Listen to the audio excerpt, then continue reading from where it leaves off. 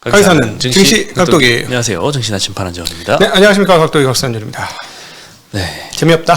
재미없는 보합시장. 아유, 연초 대비 조금 떨어진 상태, 한 1%, 2% 빠진 상태 그대로 유지되고 있어요. 네. 그리고 또 이제 밸류업 올라가니까 딴 게 안 올라가고, 또 밸류업도 뭐 너무 많이 오르니까 좀 덜 오르고, 방향성이 없네. 네. 네. 외국인도 계속 팔고요.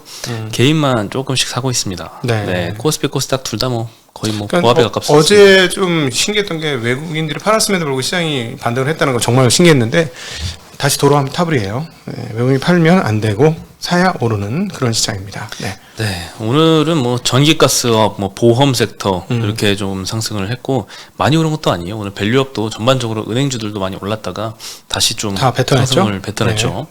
네, 보험주 중에서는 이제 롯데손보가 지금 매각 진행 중이잖아요. 인수 의향서 접수를 받았다라는 소식에 18% 정도 상승을 했고요. 네.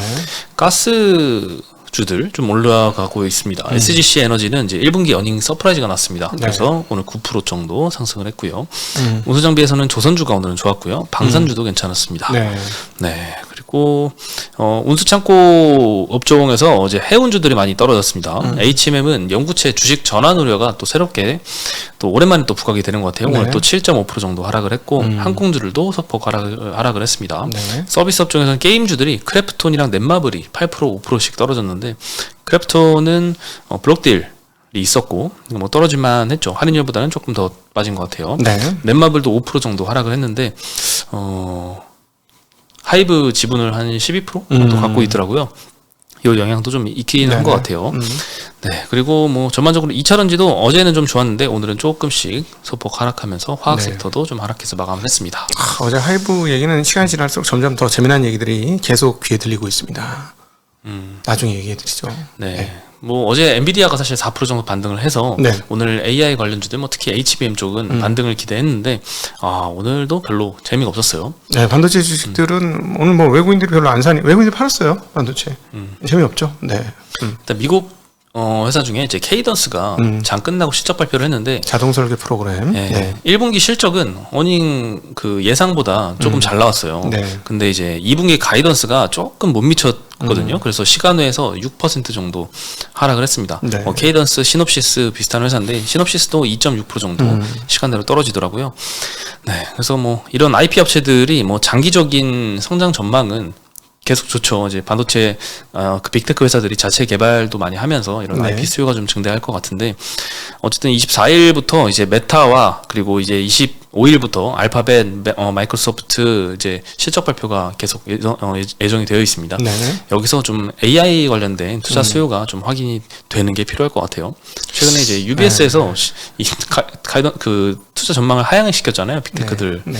근데 이제 그거는 이제 AI 관련 쪽이랑은 상관이 없는 것 같은데 AI 쪽 관련된 수요에 대한 코멘트가 좀 중요할 것 같습니다. 그러니까 그 코로나 때 이상 수요가 폭발했기 때문에 지금 정상화 단계니까 좀 저기를 목표치를 내린다 이런 얘기였죠. 네. 뭐 케이던스도 뭐 연간 가이던스는 상향을 했더라고요. 근데 2분기가 조금 미달했던 것 같아요, 예상보다. 네. 하여튼 뭐 조금만 흠이 있어도 막 주가 막 폭락하는 것 같아요. 워낙 많이 올라서 그동안에 그러니까 오른 게 제일 큰 악재인 거야. 너무 불안한 거지. 너무 올랐는데 여기서 수익 실현하고 싶은 욕구들이 상당할 테고 계속해서 이 정도로 올라가려면 이익 증가가 계속돼야 되는데 그거는 이제 또 설설 자신이 없고. 근데 한국은 조금 그 HBM 관련주들 빼고는 좀 다르죠. 다른 주식들은 실적이 여기서 올라오면 주가가 비싸지 않은 주식들이 꽤 많죠. 반도체에서는. 실적이 올라오면요? 네, 실적이 올라오면 주가가 안 비싸지 지금. 근데 실적이 여기서. 올라오는 거를 25년도, 26년도까지 막 기다려야 좀 현재 주가가 안 비싸 보일 정도로 이제 멀티플이 떨어지니까.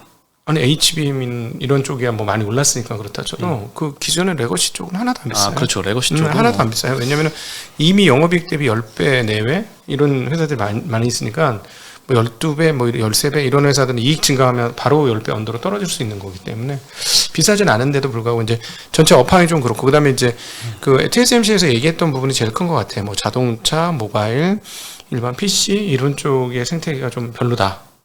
이 얘기했던 건 좀 너무 크게 작동하고 있는 것 같아요. AI는 좋다고 그랬어요. 네. AI는 좋은데 HBM 관련주들은 오늘도 좀 네. 크게 하락을 했습니다. 네. 테크윙이 7% 하락했고 PSK 홀딩스 6.5% 하락, STI, 프로텍 뭐 4%, 3%대 하락했고 뭐 계속 좋진 않은데 오늘 한미반도체가 3.4% 정도 올랐어요. 아. 한미반도체는 이 곽동신 부회장의 이 폭풍 매수가 계속되고 있습니다. 돈 어디서 나서 이렇게 사시지? 신기하네. 돈이 많으신 것 같아요. 지금 지난주 금요일 날 많이 빠졌잖아요. 네. 월요일 날도 많이 빠졌잖아요. 그 이틀 동안 계속 추가 매수를 해가지고 이틀 동안 한 53억 정도 곽동신 부회장이 와. 자기 돈으로 매수를 했습니다. 와. 엄청난 확신이 아닐 수가 없어요. 야, 근데 이게 정말 신기해. 아니 잘 될 건 알아요. 그러니까 이제 왜냐면은 이 논리인 거예요. 적층이 지금은 8단이잖아요. 이게 12단 되고 16단 되고 24단 되고 결국에는 50단까지 로드맵이 잡혀 있는데 그게 올라갈 때마다 기계가 바뀌어야 돼. 예를 들어 8에서 12까지는 쓰는데 16단부터 못 써. 그럼 새로운 기계가 있어야 되고 뭐 이런 식이 되니까 그래서 이제 앞으로 계속 팔릴 거다. 뭐 반도체 메모리 3사에 모두 팔 거다. 뭐 이런 개념으로 하면 뭐 매출 1조 또는 그 이상 뭐 가능하죠. 그렇게 하는데 그건 이제 좀 시간이 또 걸릴 거 아니야. 시간이 걸리죠. 그래서 아직까지는 25년도 EPS 기준으로 밸류에이션을 해도 멀티플을 막 40, 50배 막 이렇게 주고 있는 상황이에요. 그러니까 여기서 대주주가 산다는 게 참 놀라운 일 아닌가 하는 좀 생각이 듭니다. 뭐 늘 건 아는데 조금 연차가 조금 더 있어야 될 것 같은데 신기해. 대주주가 산 것뿐만 아니라 자사주 매입도 공시를 했습니다. 오늘 아침에 500억 정도 네. 자사주 매입 신탁 계약을 체결을 해서 공시를 또 했습니다. 2월 6일이 마지막으로 자사주 매입을 했었던 날이었거든요. 네네. 네, 오랜만에 또 다시 시작을 하네요. 한 2달 좀 더 됐죠. 네네. 네, 오늘 그리고 BNK 투자증권에서 HBM에 대한 수요 둔화 조짐은 없다라고 이제 리포트를 냈습니다. 그러면서 목표가를 16만 원으로 상향을 했는데요. TC 본더 매출액만 보면 23년도에는 200억 했습니다. 24년도에는 3천억 정도 하이닉스 위주로 좀 전망이 되고 어마어마하게 는 건 맞아요. 엄청나게 늘었죠. 200억에서 3천억으로 증가하면 그리고 그렇죠. 25년도에는 6천억을 넘을 것이다. 여기에는 이제 마이크론이 추가가 된 게 또 그렇죠. 포함이 되어 있습니다. 해외 쪽은 이제 국내보다 더 수익성이 좋을 거다라고 추정을 했다고 하고요. 그러겠죠. 네. 그리고 차세대인 HBM4에서도 TC 본더가 메인 장비가 될 것이다. 그리고 고객사 다변화도 계속 한미반도체엔 수혜가 될 것이다. 마이크론이랑 이제 뭐 삼성이랑 하이닉스랑 계속 네. HBM 점유율 경쟁을 하고 있잖아요. 그렇죠. 네, 삼성도 열심히 좀 엔비디아 납품하려고 시도를 하고 있는데 이렇게 제조사 간 경쟁이 심화될수록 한미 반도체에는 더 수혜다. 근데 삼성전자 한미반도체를 장비를 샀다는 공시는 없어요. 그런 건 없죠. 네, 공시는 없습니다. 그 공시는 없으니까 그거는 머릿속에 염두를 해두고 계셔야 되는 대목입니다. 네. 그리고 밸류에이션은 25년도 영업이익이 3,400억 전망을 하거든요. 여기에다가 45배 멀티플을 적용했습니다. 순이익에 적용한 게 아니고 이거는 영업이익에 45배를 적용을 했으니까 네. 굉장히 좀 높은 멀티플. 그렇죠. P5R이에요. P2R이 아니고. 네. 그렇습니다. 근데 요즘 HBM 장비들 밸류에이션 다 이런 식으로 많이 하고 있어요. 오늘 이오테크닉스도 리포트가 나왔는데 여기는 이제 향후 이제 EPS에다가 디스코의 PER을 적용을 했습니다. 일본의 그 아주 독점 업체죠. 디스코 장비를 국산화하려고 하는 이제 움직임이 있잖아요. 이오테크닉스가. 네. 그래서 이 디스코 PER을 할인 없이 그대로 45배를 적용을 해서 목표가를 산출을 했습니다. 저는 그냥 공시를 했으면 좋겠어요. 공시를 근거로 여러분 조금 더 보실 필요가 있는 게 왜냐하면 저희가 작년부터 양치기 소년 뉴스에 많이 당했잖아요. 된다 해가지고 된 게 없잖아요. 근데 이제 한미반도체 같은 건 그냥 툭 하고 발표했잖아요. 네. 시장에서 썰은 많았지만 언론 보도는 없었는데 그냥 툭 하고 공시 발표했단 말이야. 그 어디 납품 얼마, 매출액이 얼마 뭐 이런 거. 그걸 믿는 게 더 맞으실 것 같긴 합니다. 네. 그리고 현대 일렉트릭. 이게 참 AI 수요에 따라서 전략기기도 굉장히 좀 부족하다. 변압기도 부족하고 해서 같이 이제 올라갔었는데 여기는 실적이 1분기 실적이 엄청나게 잘 나왔습니다. 네. 현대일렉트릭이 먼저 이제 오후 1시쯤 발표를 했는데요. 매출액이 컨센이 7,200억인데 8,000억 발표했고요. 영업이익이 컨센이 830억이었는데 55% 상회한 1,288억을 발표했습니다. 1,288억. 네, 순이익은 570억이 컨센이었는데 65% 상회한 940억을 발표를 했습니다. 신규 수주도 엄청 늘었어요. 전 분기 대비해서 4분기 대비해서 올해 1분기가 67% 늘어가지고 14.4억 달러 수주 잔고는 지금 51억 달러가 쌓여 있습니다. 네, 51억 달러 하면 5조 원이네. 엄청난 양이네요. 네. 영업이익률이 꽤 높은데 15%가 넘죠. 네.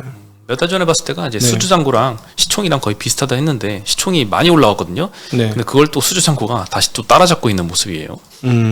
그래서 이 실적 발표 전에는 오늘 다 같이 좀 조정을 받았어요. 전력 기기들이 마이너스 5%까지 빠지다가 실적 발표를 현대일렉트릭이 하니까 플러스 5.5%까지 반등을 했고 다른 변압 기술도 안 봐도 잘 나오겠죠. 실적이 다 같이 반등을 해서 뭐 재룡전기는 10% 상승, 효성중공업은 3% 정도 상승을 했습니다. 내년도 거는 땡겨왔네. 지금 8조 6,500억인데. 근데 뭐 지금 얘기 나오는 게 앞으로 10년 동안 장기 고성장한다 이런 얘기가 계속 나오고 있으니까 그런 얘기는 무서운 얘기인데. 그렇죠. 뭐 AI 수요뿐만 아니라 지금 미국의 인프라 투자 때문에 지금 계속 올라갈 거다라고 합니다. 네. 어디가 과연 언제 이 피크아웃 논란이 나올지 전력 기기는 근데 어쨌든 내년 거는 땡겨온 겁니다. 지금 수주잔고 그렇게 된다고 해도 네, 지금 8천억, 48에 32, 3조 2천억, 3조 2천억에 5천억, 8조 6천억이면 내년도에는 한 5조 하고 5조에서 5일은 5, 25, 7,500억. 내년 거 땡겨왔네. 지금 주가는 내년 건 땡겨온 겁니다. 네. 안 땡겨올 수가 없죠. 지금 뭐 3년 뒤에 거 땡겨와도 네. 지금 뭐 괜찮은 상황인 것 같아요. 네. 그리고 이제 단독 보도로 이제 파마 리서치가 네. M&A를 추진한다 이런 보도가 났는데 이런 보도 나오면 원래 이제 상승을 해야 되잖아요. 왜냐하면 경영권 프리미엄 지급해서 매각할 수 있는 매각 가격이 현재 주가보다 훨씬 높거든요. 여기도 명시가 되어 있지만 이제 알지. 대주주만 홀랑 팔고 나간다는 건. 그러니까 그러니까 반영을 안 해 요즘에는. 근데 이제 시총이 전일에 1조 3천억이었는데 네. 지금 매각자 희망 가격이 2조에서 2조 5천억이라고 나왔어요. 그럼 보통은 당연히 대주주만 홀랑 팔고 가죠. 그건 다 아는데 보통은 상승하는데 요거 보도 나오고 장 초에 막 엄청 급락하더라고요. 주가 13%까지 떨어졌다가 네. 마이너스 6% 가까이 떨어져서 마감을 했습니다. 요즘 이렇게 미리 알려져가지고 알고서 이제 산 사람들이 파는 거겠죠. 이거는. 최근에 주가가 조금 오르긴 했어요. 네. 음. 바닥에서부터 10만 원 안 되는 가격에서부터 쭉 올라왔으니까. 네. 네. 근데 이제 어제 글로벌 텍스 프리 있잖아요. 네. 이거 프랑스 법이 문제가 돼서 하한가 갔었잖아요. 네네. 그거 보도가 나오기 전에 점점점 주가가 하락해서 8%까지 빠졌더라고요. 네. 네. 그것도 미리 알고 정보가 새서 이제 공시가 나기 전에 이제 판 거죠. 네. 네. 이렇게 뭐 미리 그쵸? 알고 파는 그 주식에 목숨 걸고 있는 사람들은 뭐 하는지 계속 관찰하기는 해. 그런 게 있긴 있지. 관찰한다 해도 이 공시사항을 미리 알고 판단하는 거는 좀 말이 안 되긴 하죠. 네, 그렇죠. 이건 고쳐야 돼. 아직까지 뭐 이런 것들이 좀 많이 있습니다. 한국 시장에는. 네. 참 문제가 많네요. 그리고 하이브 어도어 사태 이 코멘트가 여러 증권사에서 다 나왔는데 네. 전부 다 똑같은 의견이에요. 매수 기회다라는 의견이에요. 일단 NH증권에서는 이 하이브 내에 이 어도어의 영업이익 기여도가 23년도에는 11%밖에 안 됐다. 24년도에도 14% 정도가 예상이 된다고 하거든요. 게다가 5월 컴백을 앞둔 시점이라서 컴백 중단을 할까? 이 가능성인 굉장히 낮다라고 보고 있습니다. 근데 중단을 한다고 가정을 해도 실질적으로는 한 개의 앨범 판매 차질 정도? 그 정도에 그칠 것이다라고 전망을 하고 있고요. 이럴 경우에 올해 실적 영향은 10% 미만이고 이미 주가에 다 반영된 수준이다라고 진단을 했습니다. 네. 네. 그리고 하이브는 이제 뭐 BTS, 세븐틴, TXT, 엔하이픈, 레스라핌 다른 것들도 많잖아요. 네. 그래서 라인업도 다양하고 BTS가 2025년에는 완전체로 복귀하기 때문에 더더욱 25년도에는 어도어의 기여도는 낮아질 것이다. 그래서 지금 주가 하락은 뭐 매수 기회를 삼자 이런 의견이었고 이베스트도 마찬가지로 지금 주가상으로 중요한 게 그 민희진 대표가 이제 회사에서 나가는 거는 어쩔 수 없는 수순일 것 같아요. 모두가 예상을 하고 있는데 문제는 뉴진스가 기존하고 동일하게 활동을 이어가고 그 성과도 동일할 수 있을 것인가가 문제이잖아요. 근데 앞으로 예정된 활동을 계속 할 것이다라고 이베스트도 전망을 하고 있습니다. 여기 신인이잖아요. 보통 계약이 7년 정도 합니다. 7년. 이미 전속 계약은 되어 있고요. 아니요, 전속 계약이 7년쯤 되기 때문에 딴 데는 못 간다는 거예요. 예를 들자면 민 대표가 나갈 때 같이 따라 나갈 수 있느냐? 7년 안에 못 따라 나간다는 거지. 그래서 뉴진스는 활동을 할 걸로 예상이 되고 오늘 이베스트도 그렇고 한트도 그렇고 주된 논리는 전속 계약이 이미 있기 때문에 그리고 전속 계약은 어도어하고 체결을 했지만 어도어의 지분 80%가 하이브가한테 있기 때문에 결국 하이브한테 이제 IP는 소속돼 있다라는 논리거든요. 근데 이제 민희진 대표가 없을 때 뭔가 이제 컨셉이라던 게 예전만큼 안 돼가지고 인기를 잃을 그런 리스크를 고려를 하는 것 같은데 뭐 한투에서는 뭐 그렇진 않을 거다라고 보는 것 같아요. 지금까지 2년간의 활동 기간이 있었는데 이때 형성된 팬덤은 이 프로듀서의 팬이 아닌 뉴진스의 팬이다. 그래서 프로듀서가 바뀌고 뉴진스의 활동이 되더라도 계속 팬들은 남을 것이다라고 보는 것 같습니다. 그 너무 쉽게 나이브한데 진짜? 나 이런 나이브라는 말 싫어하는데 너무 좀 아니한 판단인데? 그러면 이제 프로듀서의 영향이 굉장히 클 거라고 크죠. 생각하시는 거죠. 당연하지. 프로듀서의 영향이 엄청나게 커요. 근데 문제는 뭐냐면 기존의 하이브가 프로듀싱 능력이 없느냐는 거를 따져야지. 프로듀싱 능력이 있고 그다음에 작곡 IP 능력이 상당하잖아. 방시혁 대표가. 그러니까 누구 IP가 더 세냐는 거예요. 그리고 이렇게 잘 꾸며주는 거는 민 대표가 굉장히 잘하는 것 같아. 꾸며주는 거는. 근데 거기에 대한 것도 그 같은 팀이 있지. 작곡을 잘해주는 뭐 250이라든가 이런 훌륭한 팀이 있어요. 그렇긴 한데 그러면 하이브가 그거를 커버리지하지 못할 겠냐. 근데 그렇게 보기에는 이번에 아일릿이 뉴진스 카피다 뭐 이런 소리 있잖아요. 근데 아일릿을 보여줬잖아. 그러니까 공급 능력이 없는 게 아니라고. 그리고 그렇죠. 자본력도 있고 그런 걸로 풀어야지. 근데 제일 큰 건 뭐냐면 민 대표하고 방 대표 네, 방시혁 회장이라 불러? 의장? 몰라. 하여튼 방 대표하고 서로 완전히 다른 스타일로 알려져 있거든요. 그래서 둘이 같이 결합을 하면 시너지가 날 거라는 생각이 있는데 이게 지금 결합을 실패한 거잖아. 그러니까 거기에서 오는 할인율이 있죠. 저는 그게 제일 주식에서는 크다고 봐요. 그러니까 결국 결과 가치가 어떻게 나오느냐는 제가 보기에는 이거는 쿠데타라면 이기지 못할 쿠데타를 했기 때문에 민 대표가 너무 직관적으로 세상을 보고 있는 것이고 그리고 거기에 비해서 훨씬 더 계산적으로 하이브 측에서는 대응을 한 것이고 뭐 다른 뭐가 튀어나오면 모를까 만약에 이렇게 했다면 너무 약하게 덤벼든 거지. 상대 체력이 어느 정도인지 알고 덤볐어야 되는데 자기 세계에 빠져 있는 걸 수도 있는 거예요. 어떤 측면에서 보면. 네. 결국에는 이제 뭐 1년이 지나고 난 시점에서는 결국 뭐 이 사건으로 인한 실적 타격은 크지 않을 것이다 라고 보시는 건가요? 아니 실적 타격은 없지. 근데 미래 성장 타격이 있을 수도 있다는 그걸 시장에서 컨센으로 형성할 거냐 말 거냐죠. 근데 제가 보기엔 오늘 1%밖에 안 빠졌기 때문에 상당 부분 소화를 해내고 있는 것 같기는 합니다. 물론 이제 한 시간을 꽤 조금 더 긴 시간을 두고 보긴 해야 되겠습니다만은. 네. 네. 그리고 오늘 뭐 SM은 오히려 6% 상승을 했습니다. 네. JYP도 한 1% 오르고.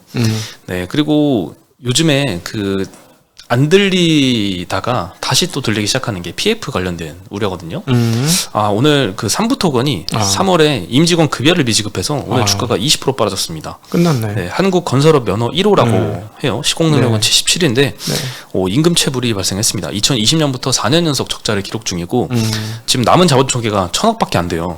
근데 작년 4분기에만 순이익이 마이너스 750억이었거든요. 이런 식으로 한두 번 까먹으면은 이제 자본 다 날아가는 거고 최근에 위상증자를 했는데 금액이 별로 안 돼가지고 큰 도움은 안 될 것 같은데 어쨌든 굉장히 기로에 있습니다.